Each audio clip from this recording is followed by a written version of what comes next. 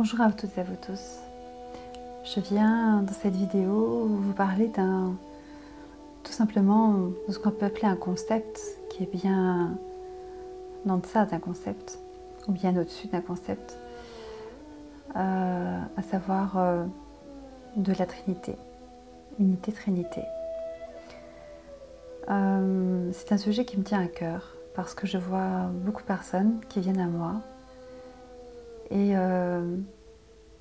qui ont tendance à croire que la Trinité est l'apanage du christianisme.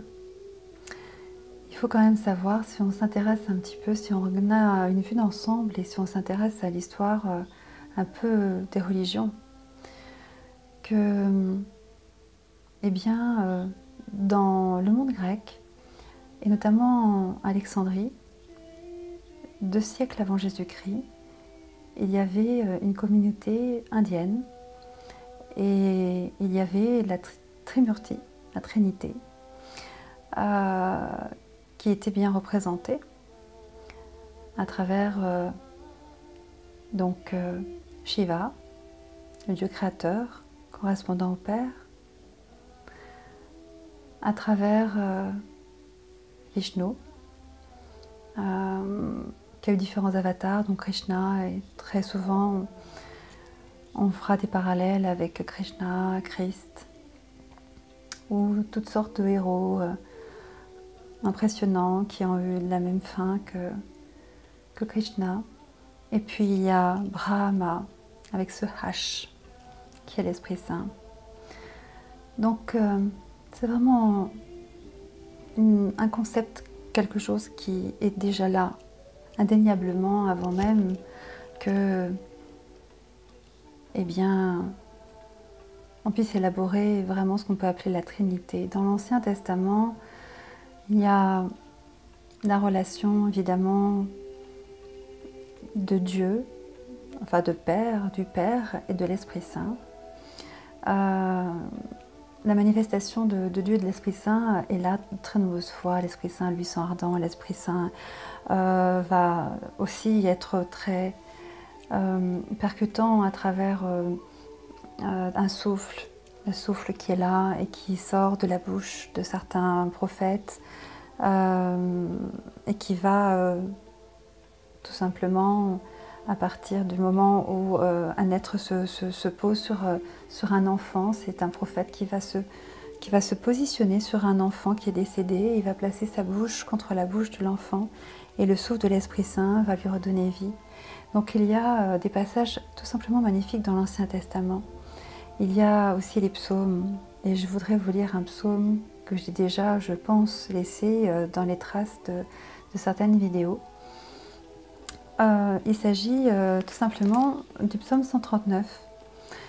Il s'agit bien donc du psaume, de roi David. Seigneur, tu regardes jusqu'au fond de mon cœur et tu sais tout de moi. Tu sais si je m'assieds ou si je me lève. Longtemps d'avance, tu connais mes intentions. Tu remarques si je suis dehors ou chez moi. Tu es au courant de tout ce que je fais. Je n'ai pas encore prononcé un seul mot, que je sais déjà tout ce que je vais dire, que tu sais déjà tout ce que je vais dire. Tu es derrière moi, tu es devant moi, tu poses ta main sur moi, que tu me connaisses à ce point est trop merveilleux pour moi et dépasse tout ce que je peux comprendre. Où pourrais-je aller loin de toi, ou fuir loin de ta présence? Si je monte au ciel, tu es là. Si je me couche parmi les morts, t'y voici. Si je m'envole jusqu'au soleil levant, ou si je vais établir au soleil couchant, même là, ta main me saisit. Ta main droite ne me lâche pas. Si je dis que l'obscurité m'engloutisse, qu'au cours de moi, le jour se fasse nuit, pour toi l'obscurité devient lumière et la nuit claire comme le jour, ténèbres ou lumière, pour toi c'est pareil. C'est toi qui as créé ma personnalité, qui m'as tissée dans le ventre de ma mère. Seigneur, merci d'avoir fait de mon corps une aussi grande merveille. Ce que tu réalises est prodigieux, j'en ai bien conscience. Mon corps n'avait pas de secret pour toi quand tu me façonnais en cachette et me tissais dans le ventre de ma mère. Quand j'étais encore informe, tu me voyais dans ton livre. Tu avais déjà noté toutes les journées que tu prévoyais pour moi, sans qu'aucune d'elles ait pourtant commencé, qu'il m'est difficile de saisir tes projets, ô Dieu. Il y en a tant comment pourrais-je les compter? Il y en a plus que de grains de sable, même si je savais. Même si j'arrivais au bout de mon calcul, je n'aurais pas fini de comprendre. Ce sont des versets que j'aime infiniment, que j'ai souvent lus à différentes occasions de ma vie, parce que lorsqu'on parle de Dieu vengeur, évidemment, la trace que l'homme veut en laisser dans l'Ancien Testament, et qu'on lit ce psaume où on voit la beauté de la relation entre Dieu et nous, que l'Esprit Saint manifeste à travers le roi David qui écrit ce psaume, mais on est tout simplement bouleversé parce que c'est l'ordre de la tendresse d'une mère pour un enfant. Et il y a une sensibilité incroyable. Donc, avant même que Jésus ne vienne, il pouvait lire la Torah. Eh bien, il y avait une relation tout simplement entre le Père et ses enfants magnifiques, même si le voile n'était pas encore déchiré, entre les hommes et entre Dieu, ce fameux voile correspondant bien entendu à ce qui empêchait l'homme de pouvoir communier totalement à Dieu. Seul Jésus-Christ incarné et malheureusement vivant sa passion sur la croix pouvait déchirer ce voile et faire en sorte que cette communion entre le Père et ses enfants puisse à nouveau éclore. Et c'est pour ça qu'au moment où Jésus est sur la croix, au moment où il rend l'âme, eh bien, il est dit que ce voile se déchire. Ce fameux voile qui était là, qui était présent dans l'Ancien Testament lorsque Moïse conduit le peuple hébreu et qu'il dresse des tentes et qu'il y a un lieu saint, un lieu très saint, très très saint. Eh bien, même Moïse et Aaron, son frère, ne peuvent pas faire face à la manifestation de Dieu qui est là et qui suit son peuple, notamment avec l'étape de la loi dans l'Arche de l'Alliance. Donc c'est quelque chose de magnifique en réalité qui se joue et on n'a pas toujours conscience parce qu'on écoute des écrits, on écoute ce qui est dit, c'est-à-dire que Dieu est un Dieu qui est dur, est un Dieu qui est loin, est un Dieu. C'est un Dieu qui incontestablement dans l'Ancien Testament est là pour déjà nous faire entrevoir la magnifique communion qui nous attend. Et Jésus vient, s'incarne, enfin Christ s'incarne en Jésus, et Jésus vient. Et Jésus vient pour tout simplement nous faire part, comme je l'ai déjà dit dans la vidéo sur l'unité, de cette relation que nous pouvons avoir, lui comme nous, en tant que fils de Dieu, puisque nous venons désormais, maintenant qu'une partie de Dieu vient s'incarner, je vais revenir sur cette partie de Dieu qui vient s'incarner, eh bien, nous pouvons nous considérer comme des enfants de Dieu, des enfants de papa, de Abba, et communier avec lui. Et c'est quelque chose de tout simplement incroyable, c'est une ouverture qui vient, c'est quelque chose de... On n'est plus dans le frontal, on est dans une relation d'amour où plusieurs êtres vont se manifester. Et on va retrouver donc, évidemment, à travers l'amour brûlant de Christ, il suffit tout simplement de regarder le testament spirituel de Mère Teresa. Et je l'ai également mis sur cette chaîne, et vous le trouverez. Mais en le lisant, on sent encore que c'est le même souffle, c'est le même esprit de Dieu qui nous parle cette fois-ci, non pas à travers des psaumes, à travers David dans l'Ancien Testament, le roi David, mais à travers Mère Teresa, cette femme magnifique. Et que nous dit Jésus, que nous dit Christ? J'ai soif de toi. Il vient à nous et nous rappelle sans arrêt. Ayant laissé cette empreinte sur terre à travers le Nouveau Testament, et on va y revenir. Il vient établir avec nous une relation intime, encore plus intime que celle que l'on peut entrevoir dans l'Ancien Testament. Si on n'est pas émerveillé en lisant ces versets, alors aucune âme ne peut vibrer. Donc j'ai soif de toi, Christ nous parle. Voici que je me tiens à la porte et que je frappe, c'est vrai, je me tiens à la porte de ton cœur jour et nuit. Même quand tu ne m'écoutes pas, même quand tu doutes que ce puisse être moi, c'est moi qui suis là. J'attends le moindre signe de réponse de ta part, le plus léger murmure d'invitation qui me permettra d'entrer en toi. Je veux que tu saches que chaque fois que tu m'inviteras, je vais réellement venir. Je serai là sans faute. Silencieux et invisible, je viens, mais dans l'infini pouvoir de mon amour. Je viens apportant tous les dons de l'Esprit Saint.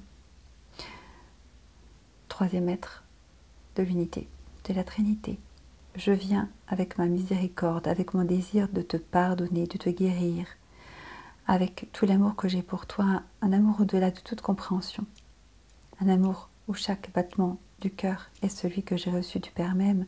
Comme le Père m'a aimé, moi aussi je vous ai aimé. Je viens assoiffé de te consoler, de te donner ma force, de te relever, de m'unir à toi dans toutes mes blessures. Je viens t'apporter ma lumière, je viens écarter les ténèbres et tous les doutes de ton cœur. Je viens avec mon pouvoir incapable de te porter toi-même et de porter tous tes fardeaux. Je viens avec ma grâce pour toucher ton cœur et transformer ta vie. Je viens avec ma paix qui va apporter le calme et la sérénité à ton âme. Je te connais de part en part, je connais tout de toi. Il y a une grande similitude avec ces psaumes. C'est pour cela que je voulais vous faire ce parallèle. Même les cheveux de ta tête, je les ai tous comptés. Rien de ta vie n'est sans importance à mes yeux. Je t'ai suivi à travers toutes ces années. Et je t'ai toujours aimé. Même lorsque tu étais sur des chemins de traverse. Je connais chacun de tes problèmes, je connais tes besoins et tes soucis. Oui, je connais tous tes péchés, mais je te le redis une fois encore. Je t'aime non pas pour ce que tu as fait, non pas pour ce que tu n'as pas fait. Je t'aime pour toi-même, pour ta beauté et la dignité que mon Père t'a donnée en te créant à son image et à sa ressemblance. C'est bien cela que Christ est venu rétablir, c'est vraiment ce lien, cette filiation. Je viens en tant que fils du Père, mais vous êtes mes frères et sœurs, donc vous aussi êtes des enfants de Dieu le Père. Et cela, vous l'aviez sûrement oublié. Cette relation, je suis venue la mettre en place. Sans moi, c'était impossible. Voilà ce que ça veut dire. C'est une dignité que tu as peut-être souvent oubliée, une beauté que tu as souvent ternie par le péché, mais je t'aime tel que tu es. J'ai versé mon sang pour te ramener à Dieu. Si seulement tu ne me demandais avec foi, ma grâce viendrait te toucher et combler tous tes besoins. Je vais te donner la force pour te libérer toi-même du péché et de tous les pouvoirs destructeurs de ta vie. Je connais ce qu'il y a dans ton cœur, je connais la solitude, je connais les blessures de ton cœur, les rejets que tu as dû subir, les jugements et les humiliations.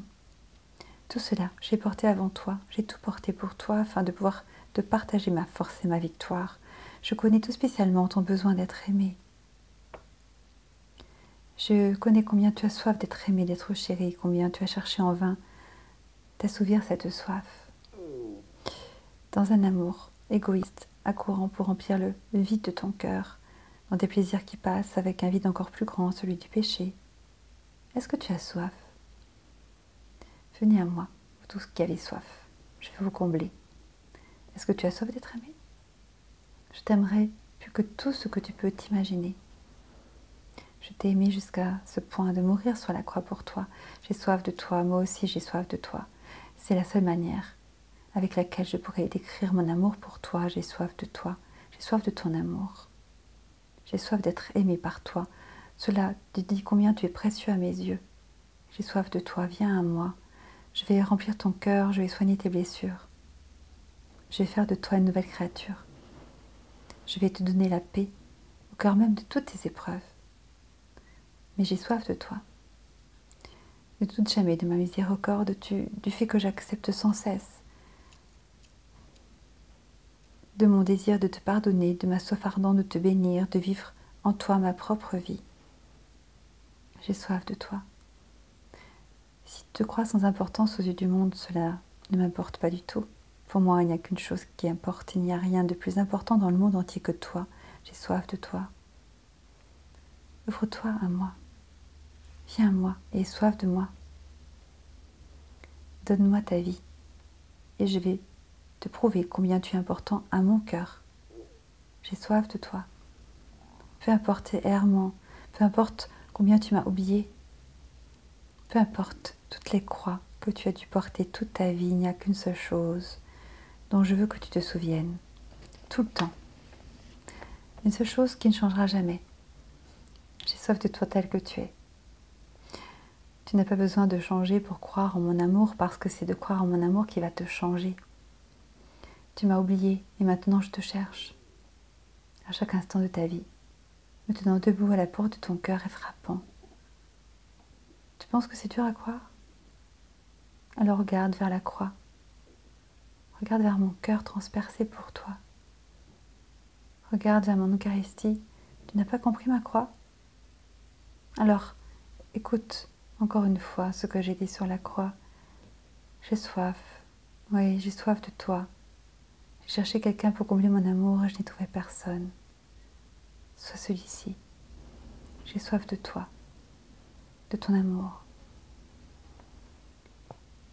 Voilà l'Esprit Saint qui, à travers la plume de Mère Teresa, nous parle tout simplement de la relation que nous sommes venus, que nous pouvons établir à Christ et que Christ est venu tout simplement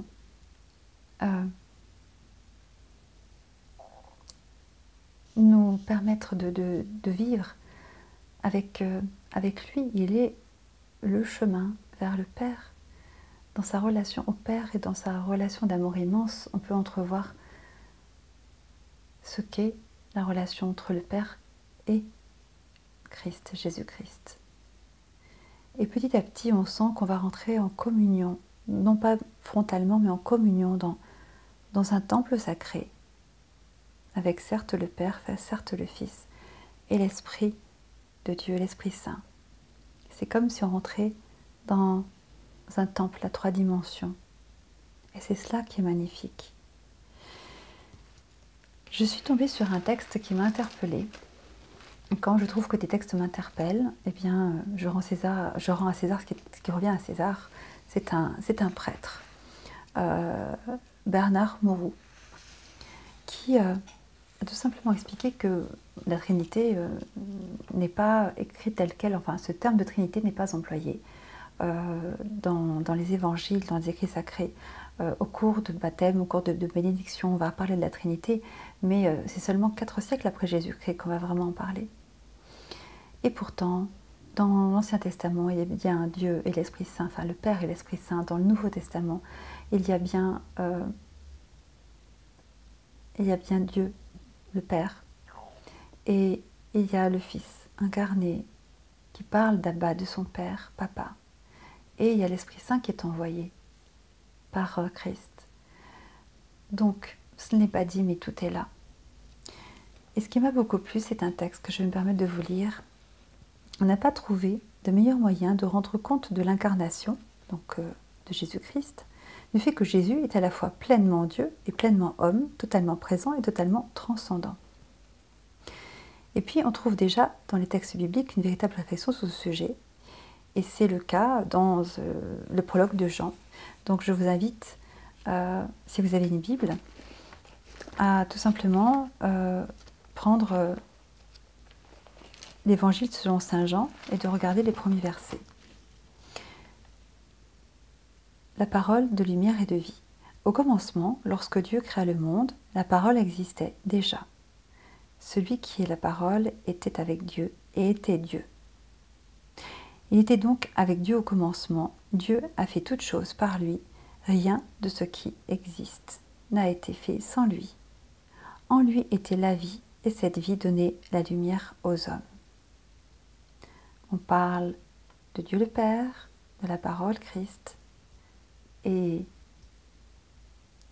de la vie, souffle d'amour et de vie. La Trinité est là. Et ce prêtre en parle de façon incroyable. Alors je voulais tout simplement vous partager ce texte. il dit, nous voyons dès les premières lignes de l'évangile de Jean,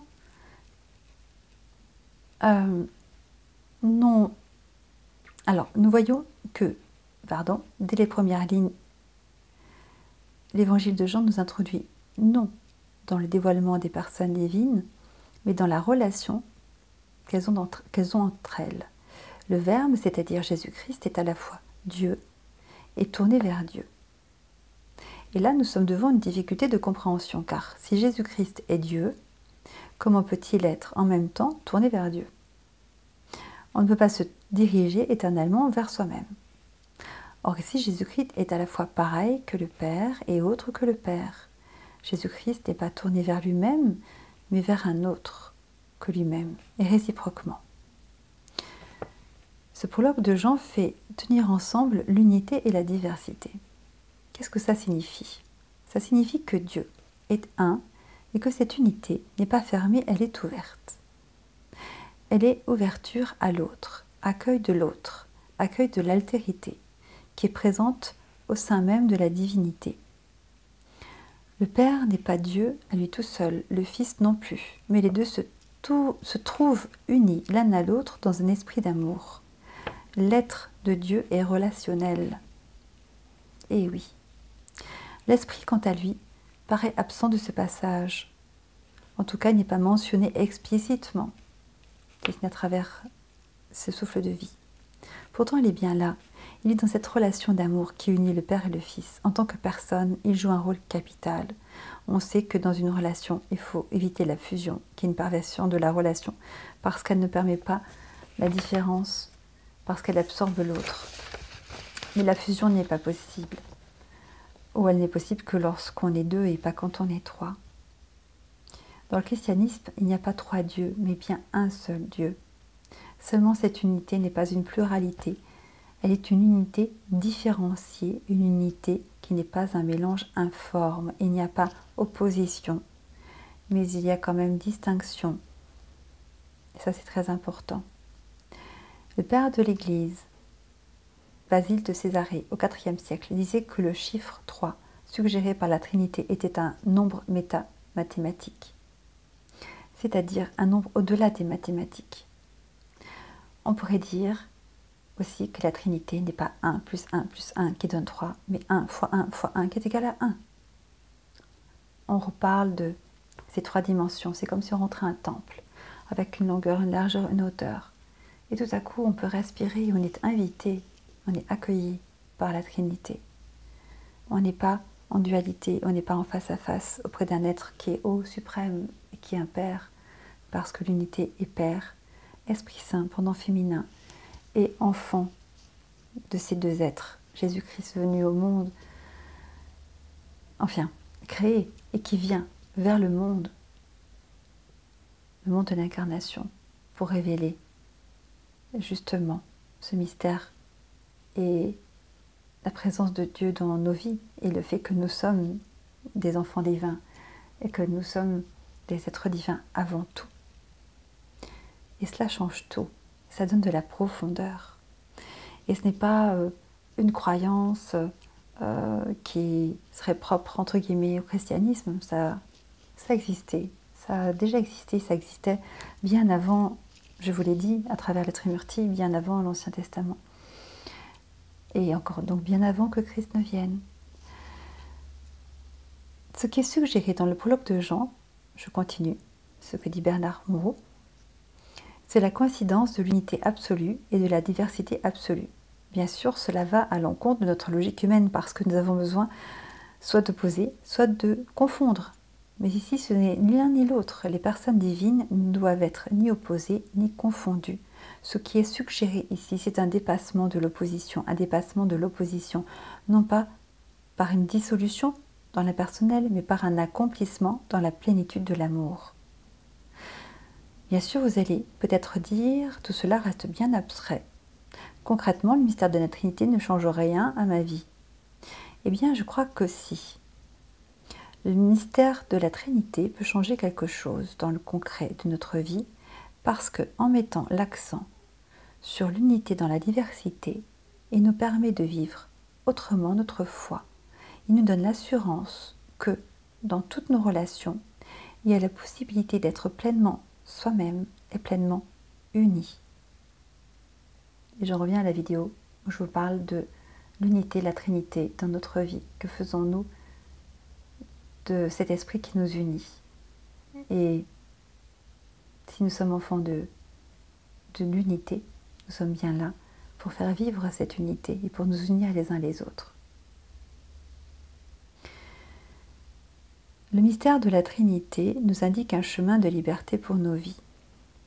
Alors non, le mystère de la Trinité n'est pas un vieux concept périmé, il n'a jamais été plus actuel, au contraire, notamment aujourd'hui, avec tout ce que nous vivons. Il n'a jamais été plus actuel dans une société comme la nôtre, avec cet enfermement que l'on vit, parce qu'il place l'ouverture à l'autre comme un absolu, parce qu'il nous montre que nous qui sommes à l'image de Dieu, nous ne pouvons nous accomplir que dans la relation à l'autre. Et oui, qui sommes-nous tout seuls? Rien. Si nous invitons l'autre à rentrer en contact avec nous, alors tout peut commencer. Et je parlais de pensée créatrice.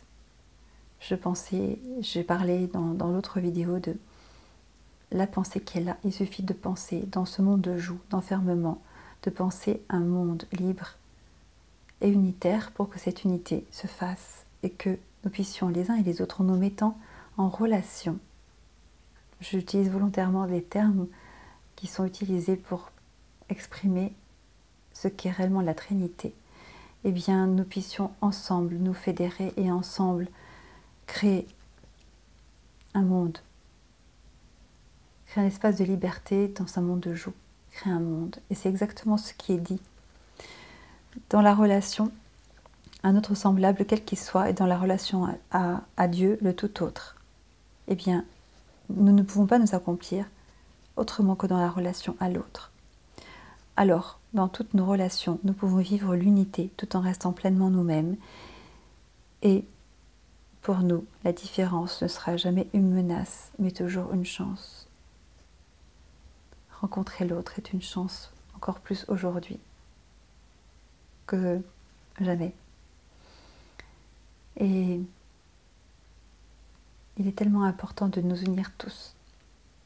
Je vous rappelle que nous sommes toujours au proie du hasard. Le hasard vient de l'arabe qui signifie chance. Il n'y a pas de hasard, donc nous sommes toujours face à la chance d'établir une relation d'amour avec autrui, et c'est cet amour-là vibrant en nous et qui nous relie parce que nous sommes des enfants de la source et que nous sommes tous interconnectés. Alors il est possible de créer un monde d'amour et de le penser, et parce que nous le pensons, il est là. Le langage de l'âme, c'est cela. Nous intentionnons, et parce que nous intentionnons, alors c'est fait. Et c'est en cela que réside notre force. Et c'est en comprenant à quel point la Trinité n'est pas un concept qui nous renvoie à un dogme enfermant, mais bien une relation véritable et profonde à 3 dimensions, où des êtres magnifiques se côtoient et nous traversent. Le Père et Abba, notre Papa, notre frère et Christ, il frappe sans arrêt à notre porte et il a donné sa vie pour nous. L'Esprit Saint est là avec tous ses fruits pour nous faire avancer. C'est à la fois la brise, à la fois l'ouragan, pour nous apporter tous ses fruits, pour nous apporter sa force, pour nous donner l'audace de dire et de faire, pour avancer. Il n'y a que notre mental qui a peur et qui dira non. Mais notre âme dit, je suis là. Je suis là, enfant de la source. Et il n'y a pas de hasard, il n'y a que des chances, il n'y a que des rendez-vous de la vie. Et je pense qu'il est important de comprendre que c'est à nous d'aller saisir ces rendez-vous. Et nous pouvons en manquer quelques-uns. Mais il faut avoir le courage d'affronter ce que nous sommes venus vivre au cours de notre mission d'âme. Et si nous comprenons cette relation tellement riche, tellement féconde qui nous attend au sein même de la Trinité, alors nous n'avons qu'une raison de craindre quoi que ce soit. Je voulais vous apporter cet éclairage, relire un texte, désolé pour ceux qui ont déjà vu la vidéo, un magnifique texte, le Testament spirituel de Mère Teresa, qui nous parle de la relation que Christ a avec nous, qui est établie entre Christ et nous. Et voir aussi le parallèle vraiment frappant qu'il peut y avoir à travers des textes écrits par tout simplement l'Esprit Saint, le même esprit d'amour et de vie, dans les psaumes, dans l'Ancien Testament, où Dieu était aussi un Père tellement aimant. Et à travers l'éclairage que donne ce prêtre, faire comprendre qu'en effet nous sommes là pour être des enfants de l'unité et donc des dignes représentants de l'unité pour accueillir l'autre dans notre vie. Et c'est en s'accueillant les uns les autres avec amour, comme Christ nous le montre, avec cet amour incroyable, en laissant entrer dans notre temple sacré, dans notre bulle, à 3 dimensions également, puisque nous avons l'empreinte trinitaire du Père, du Fils et de l'Esprit Saint. Et que c'est sur cette empreinte trinitaire que des êtres vont se pencher pour, une fois que l'âme est créée, pour laisser leur empreinte d'odeur, de sonorité et de couleur qui fera de notre âme une symphonie. Nous avons toutes les composantes pour pouvoir avancer et être dans la gratitude. Je voulais partager avec vous ces textes de manière à vous amener à une meilleure compréhension de ce que j'appelle régulièrement la Trinité, qui n'est absolument pas l'apanage du christianisme et qui existait bien avant à travers notamment l'hindouisme. Je vous remercie pour votre écoute et vous dis à bientôt.